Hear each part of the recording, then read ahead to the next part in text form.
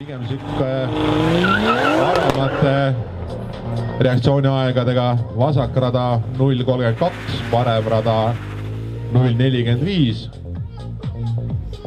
Lõppkiirus vasakrada 189,01 ja parem rada 177,74 ning lõppajad vasakrada 12.45, parem rada 12.91.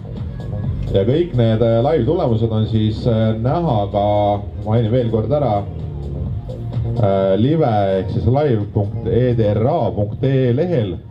Seal on online tulemused kogu aeg reaalajas täienevad, nii et sealt saate siis ka täpsem ülevaate, palju on mingisugune aegu ja mis paremusjärjestused seal on, et võtke ka telefonis leht lahti ja vaadake järgi, kui teile mingi asi huvi pakub. Aga järjekordne sõit ja reaktsiooniaegadega siukene